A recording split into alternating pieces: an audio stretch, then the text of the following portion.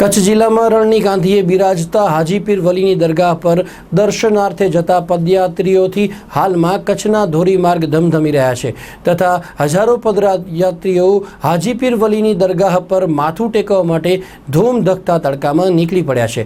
દર વર્ષે હાજીપીરની દરગાહે જતા પદયાત્રીઓની સંખ્યામાં વધારો થતો જાય છે, જે સેવા માટે ઠેર ઠેર કેમ્પો ખડા કરાયા છે। પાલારા નજીક પાલારા જેલ પાસે છેલ્લા 5 વર્ષથી એક અનોખા સેવા કેમ્પનું આયોજન કરવામાં આવે છે, જેમાં પાલારા જેલનો સલામતી સ્ટાફ તથા જેલમાં સજા ભોગવતા કેદીઓ સાથે મળી હાજીપીરના પદયાત્રીઓની સેવા કરે છે।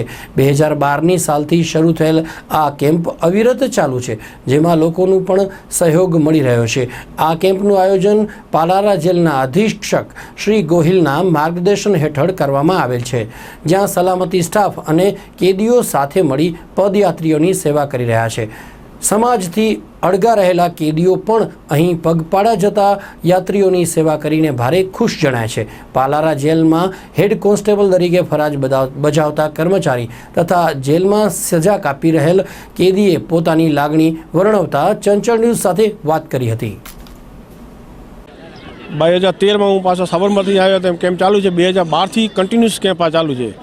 आनी अंदर जे आ केम्प चालू है एनी अंदर वीपी गोयल साहेब जे अमरा सुप्रिटेन्डेंट साहेब है एना मार्गदर्शन चाल्या करे छे। आ केम्प अने ते पहला पण 2012 थी चालू हतो अने हजी पण चालू रहेशे आ केम्प। अने अमने क्यारे पण 5 दी हाले 4 दी हाले 6 दी हाले क्यारे दाताओ तरफथी अमने क्यारे पण एवुं नथी बन्युं के दाता तरफथी अમને ખૂટશે અને વસ્તુ નહીં મળે। જ્યારે જે માગીએ ત્યારે હાજર। અમે છે હું 2013થી જે અહીં સેવા કરું છું એમાં મને એવું છે કુટુંબ સામે કુટુંબ જ છે। જે હાજીપીરની અમે સેવા કરીએ છીએ કોઈ ભેદભાવ નહીં, ભાઈચારાથી। એટલે અમને એવું લાગે છે કે અમારા જેટલા ભાઈઓ મળે છે એ કુટુંબ જ મળે છે અને અમને આમાં ઘણો આનંદ છે। અમે છૂટી જઈએ, બીજા અમારા બંદીવાન ભાઈઓ આવે, સ્ટાફ આવે અને આ કેમ્પ ચાલુ રાખે એવી અપેક્ષા છે અને ચાલુ રહેશે જ।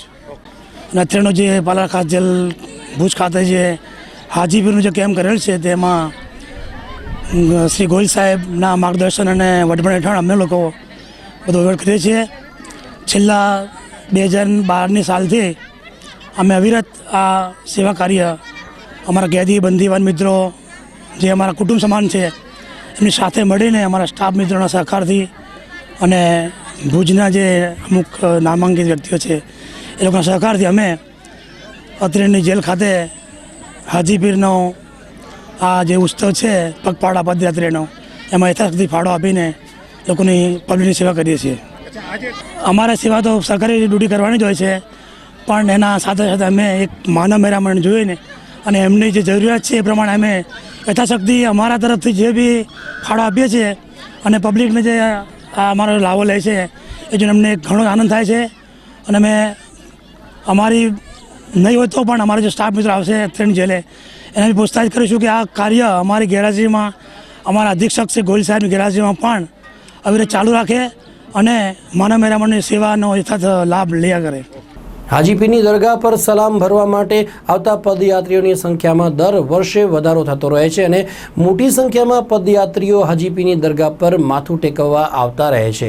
આ વર્ષે પદયાત્રીઓનો પ્રવાહ થોડો વહેલો શરૂ થઈ ગયેલ છે અને હાલમાં મોટી સંખ્યામાં પદયાત્રીઓ હાજીપીર પગપાળા જઈ રહ્યા છે, જેના કારણે કચ્છના ધોરીમાર્ગો ગાજી રહ્યા છે। અહીં દર્શન કરવા માટે સમગ્ર ભારતમાંથી પદયાત્રીઓનો પ્રવાહ ઉમટી રહ્યો છે। મોરબી પાસેના અમરાપરથી પગપાળા હાજીપીરની દરગાહ પર જઈ રહેલા પદયાત્રીએ ચંચળ ન્યૂઝ સાથે વાત કરી હતી। ઉપર ટંકારાના બાજુમાં